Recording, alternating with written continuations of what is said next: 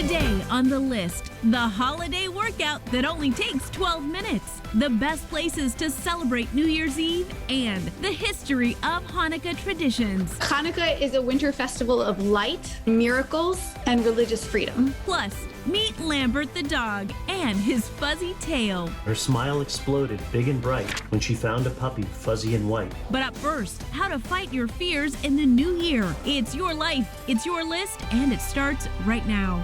Hey guys, I'm Christina Guerrero. And I'm Jimmy Rhodes. And KG, we're all afraid of something. For me, it's clowns. For others, it might be spiders or heights. Yeah, for me, it's definitely heights. But you know, we can all fear the future as well, or making mistakes. But in the end, it's probably not serving us well. So Jackie Denker's showing us how to conquer our fear by changing our minds. And that's our featured story at the top of the list. There are so many different things we all worry about and are fearful of, like that we're not good enough, that there's not enough, that someone's gonna be mad at us if we do something for ourselves that feels right. Take it from award-winning executive coach Mitchell Creasy, who says, all of these inherent fears contribute and add up to what I call the complacency carousel. Meaning, we believe in and act on these fears in our everyday lives as much as we're aware or unaware of it. But there may be a way to break that fear cycle, and Mitchell is taking us through how.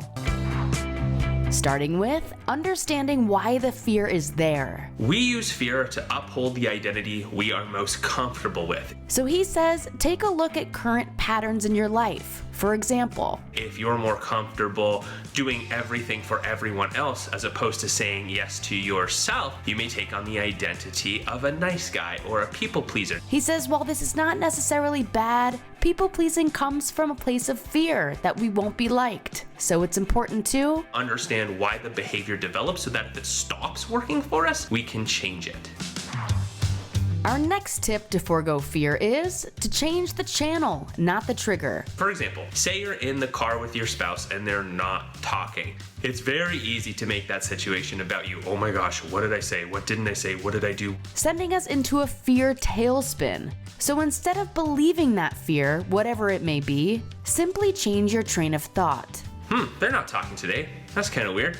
Oh well, maybe they're just off somewhere else in their head, dealing with something else. When we change the channel and make it about them instead of us, we start to let go of the fear so we can enjoy the present moment. Finally, start to reprogram your mind. We accept things that are safe, we reject things that we deem unsafe. But what we fail to recognize is that we can change the way we feel about those things. For example, you used to be scared to talk to that person, now you're married to them. You used to be afraid to have money because you thought it would change you as a person. Now that you have money and you realize you're still the same person, you're okay with the money. So ask yourself, what do you want right now? What are you afraid of having right now? And he says to imagine ourselves already having what we want, but are too gun shy to go and get. And think positively about it. When we bring good thoughts to bad, we start to let the fear go and shift our body back into a state of rest and relaxation. Conquering our fears so we can live a more fulfilled life is at the top of the list. Hanukkah, the Jewish festival of lights, began last night. And while most of us know it's a widely celebrated Jewish holiday, we may not know the fine points of this joyful 8-day celebration. So Teresa Strasser's illuminating some Hanukkah traditions. There is more to Hanukkah than just 8 days of presents. Hanukkah is a winter festival of light and miracles and religious freedom. And there are traditions that help celebrate the holiday. We spoke with editor of MyJewishLearning.com, Rachel Scheinerman, to learn about a few. First, lighting the menorah. The Hanukkah menorah has 9 branches, 4 on each side and 1 in the middle. And the reason is that those 8 branches represent the 8 days of the holiday. This is a model of an older Jewish menorah. You can see there are spaces here where you can pour the oil and lay the wick out. That's how this would originally have been done. Next, fried foods. The miracle of Hanukkah involves a little jar of oil that burned for 8 days in the menorah. And to celebrate that miracle, Jews eat foods fried in oil. But Jews around the world have different fried food traditions. In Israel, the most popular fried food is sufganiyot, which are jelly donuts. Italian Jews have a fried chicken dish. Moroccan Jews eat something called sfenj, which is a syrup or honey-soaked donut. Our third tradition, gelt. Originally, it was money that was given to children to give to their teachers as a year-end bonus. But that transformed to be money that was given to children during the holiday, often to play the game of dreidel. It was in the early 20th century that it became chocolate shaped like coins, and that's the most common form of gelt today. And that leads us to our final tradition, playing the game of dreidel. The dreidel is a four-sided top with letters on each side. And the way it's played is you spin it, and depending on what letter it lands on, you can swap money around from a middle pool of money. Kids play with the chocolate coins, also with pennies, with nuts, with M&Ms. The game started as a decoy.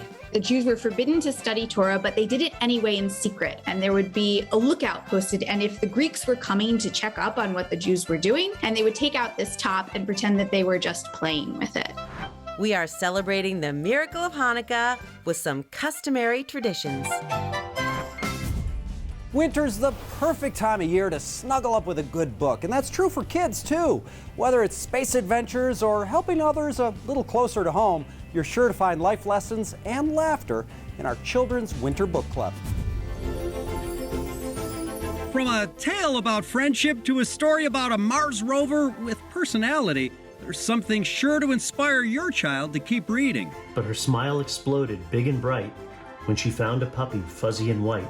We'll start with a book near and dear to our hearts, Fuzzy Tail, by our very own managing editor at The List, Dave Hansen. Fuzzy Tail is the story of an anxious little girl who's kind of stuck inside herself, and she meets this happy-go-lucky dog. That dog, Lambert, is real, and so is the little girl, Dolly, except in real life, Dolly is a dog. Dolly kind of had the traits more of a human being in that she was anxious and reserved, where Lambert has the traits of a dog, where he's just like, everything is fun, every day is a party. The tale is about how friends can help you let go of fear. And Dolly grew happy because they were a pair. More than anything, Dave wants kids to know it's okay to come out of their shells. And it's by kind of being a little brave and uncautious that you can take that first step and kind of find out how much difference you can make in the world. Find it on Amazon for about $15. Since the day he hatched, Owl had one wish. We'll turn the page to Night Owl by Christopher Denise, a book about an owl that dreams of becoming a knight. He would be brave, he would be clever, and he would have many friends. The book teaches kids that reaching your goals is possible through hard work and perseverance. The other knights usually fell asleep during the long night-night watch, but Owl didn't mind. You can find it online and in bookstores for about $18. And liftoff. We'll wrap with A Rover Story by Jasmine Warga, inspired by her child watching NASA's launch of the Perseverance rover in 2020. She says, "Mom, do you think the robot is afraid?" That's when Resilience, or Res, was born. I am not born in the way humans are, but there is a beginning. The book kind of follows Resilience from his first moment of awareness in NASA's Jet Propulsion Laboratory all the way to his dangerous journey and mission to Mars. This book will inspire children of any age. I think it works really well as a read aloud for kids as young as being in kindergarten or first grade, and then definitely is a great independent reading choice for kids in third grade and up. You'll find it parked in stores and online for about $15. From a brave winged knight to a tail wagon story about friendship, that's the Children's Winter Book Club. Still to come on the list. You'll feel this. From head to mistletoe. Sneak a fast workout into your holiday schedule. Check out these gift lifters, huh? And how the chemistry of its stars propels Firefly Lane. We just hit it off right away, and Katie will absolutely be a friend for my whole life. Plus, discover the best destinations for New Year's Eve. All that and more ahead on the list.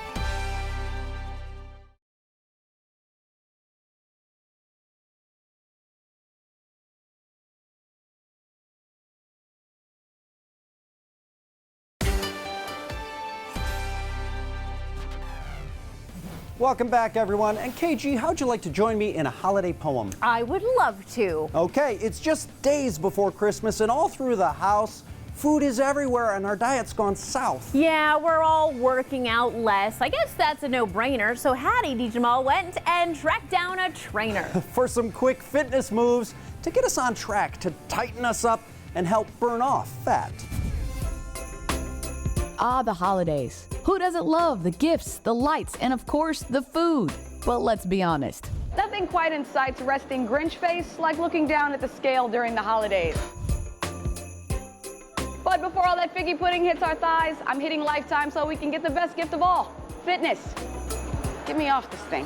To help us offset those holiday pounds, Lifetime fitness professional Ashley Diachetes is gifting us with the 12 minutes of fitness. It's just a high-intensity, power-packed, quick workout that can really get your body moving, your blood flowing. You'll do 3 holiday-inspired exercises for time, starting with Hang the Holly jump-ups. Hang the Holly jump-ups are going to be a squat jump. They can also be modified down to just an air squat if jumping isn't your jam. To start, set your feet hip distance apart. Then, you want to think of sitting your hips back into a chair and sinking down low. And then we're reaching for that Holly up high. Reach your hands up high as you explode up. Try and hang as much Holly as you can for 20 seconds. So the faster you can go dropping down and hopping up, the more you're going to burn those calories. Work for 20 seconds, take a 10-second break, and then move on to Santa chimney crawls. You want to soft bend in your knees and you want to stick your booty back so you can reach those hands towards the floor. Walk yourself into a plank position with your shoulders stacked over your wrists. Strong push up here, down chest to the floor, core engages as you lift up. Drive that booty up towards the ceiling, coming back to a full stand. That was just one? That was just one, girl. Whew. This exercise helps build strength and improve stability.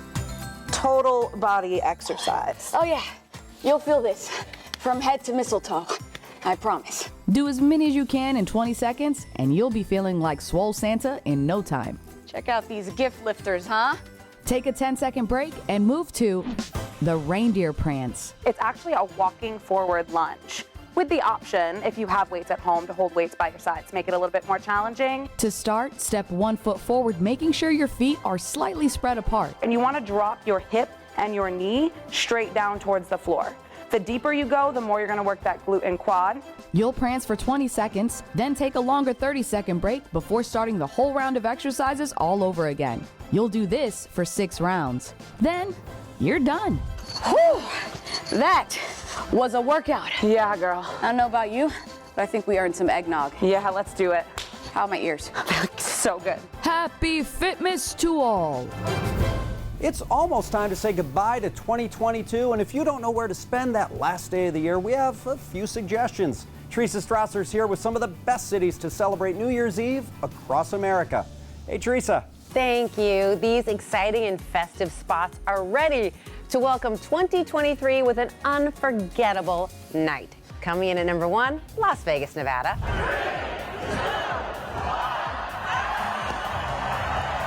Sin City is known worldwide as the ultimate party destination, so it's pretty much the perfect spot to dance your way into 2023. You can either stroll the Las Vegas Strip or enjoy the Time of Your Life Festival, which is over on Fremont.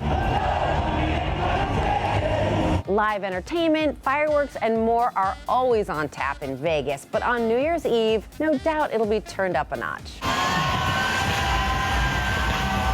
For more info, you can visit vegasexperience.com. At number 2, New Orleans, Louisiana. This city offers family-friendly events during the day. The Audubon Zoo hosts a New Year's Eve and has live music, games, and prizes, and a countdown with sparkling apple cider. But if you want to party hard, it's all about the night. Jackson Square is ground zero for the festivities, with hours of live entertainment leading up all the way to midnight. Just do not start the celebration with an empty stomach. Restaurants throughout the city offer Réveillon dinners for fixed prices, so you can eat multi-course meals steeped in classic Creole traditions. For more info, check out neworleans.com. And last on our New Year's celebrations list is Panama City, Florida. It's an experience unlike anywhere else. The party-friendly city goes all out with fireworks and its New Year's Eve beach ball drop event. Leading up to the ball drop, Games, rides, and fun at every turn. The celebration kicks off at 8 p.m. with a bombardment of beach balls. Grab one of the 10,000 beach balls dropped on the boulevard. Then at midnight, the big beach ball drop from Panama City Beach's tower. For more info, check out visitpanamacitybeach.com. And those were a few celebrations ringing in the new year with lots of entertainment. More to come on the list. Stay right here. We have a quick list of ways to be a good role model for others with physician and wellness expert, Dr. Gail Myers. When you help others, it makes for a better community, a better life. First, emphasize what you've learned from your mistakes. When people realize that we all make mistakes, it makes it a lot easier to just be ourselves. Second, encourage community service. Bringing your gifts to the community adds value where there's need. And third, praise them. Genuine compliments and praise to friends and family helps them to be reassured. For more list tips, head to thelisttv.com.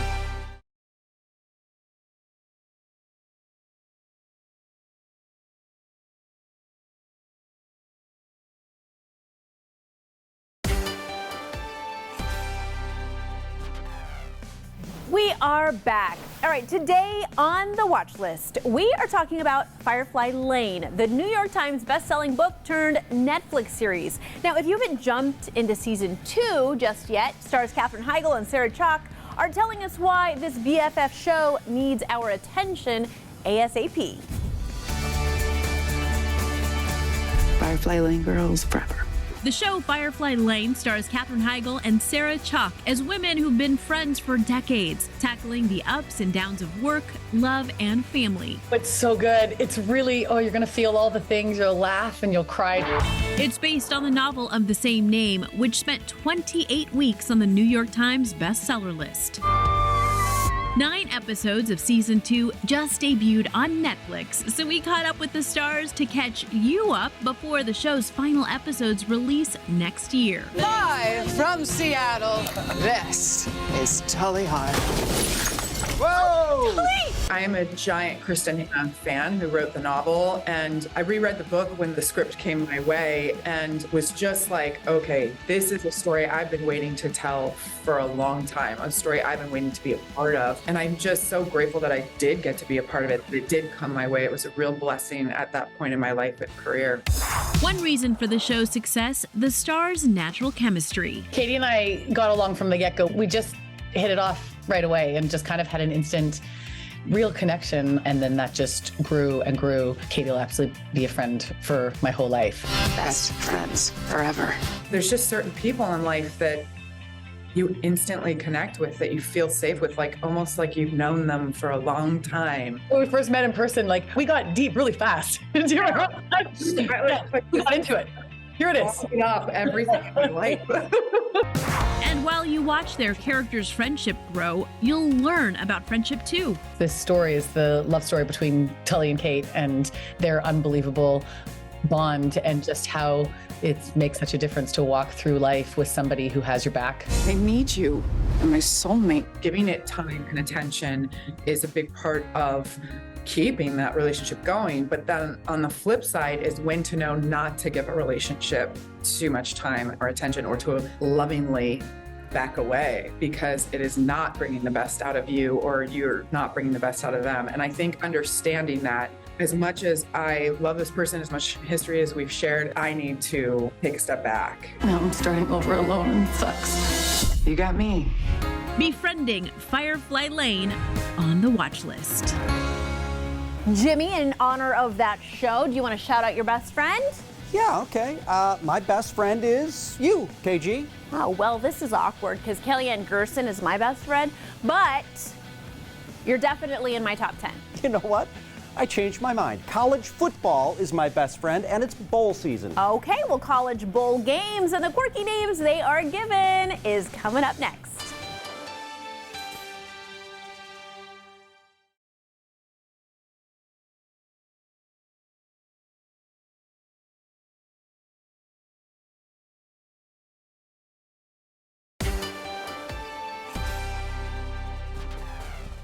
Welcome back. It's time for what's last on our list. And KG, we're coming up on college football bowl season, and I'll never forget road tripping all the way across the country to see my Michigan Wolverines play in the granddaddy of them all, the Rose Bowl. Against my USC Trojans? No, UCLA. The worst. No, what's the worst is some of the bowl game sponsored names. Look at this article from bannersociety.com, the 63 greatest bowl game names of all time. Yeah, and I don't think they mean great in a good way. Here's one, Blockbuster Bowl that ran from 1990 to 1993 in Miami. I wonder when they wanted to replay if they said, be kind, rewind. It's now, by the way, called the Cheez-It Bowl, but I think a bowl of Cheez-Its kind of sounds tastier. Also, there used to be a Popeyes Bahamas Bowl, fried chicken in paradise. Okay, I can top that. Evidently, there was a salad bowl in Phoenix from 1947 through 1955. Healthy. Hey, let's jump all the way to number one, shall we? The Bad Boy Mowers Gasparilla Bowl in Tampa, Florida. And get this, the game that's sponsored by a riding mower company is played on artificial turf. Why not just call it the Irony Bowl? Yeah, you know, I just like how the Rose Bowl just keeps it simple. Well, except in 1993 when it was called the Rose Bowl presented by PlayStation 2. Which is a lot to put on a souvenir t-shirt, I'm just saying. And that's what's last on our list. Thanks for watching. We'll see you next time. Tomorrow on the list, how micro steps can help you lose weight. It's incredibly important that people start to make better informed decisions looking at the science of diet. Plus, historical recipes finding new life in virtual reality. You are cooking recipes that really haven't been touched on in a long time. And fill your New Year's Eve party with balloon decorations. All that and more tomorrow on the list.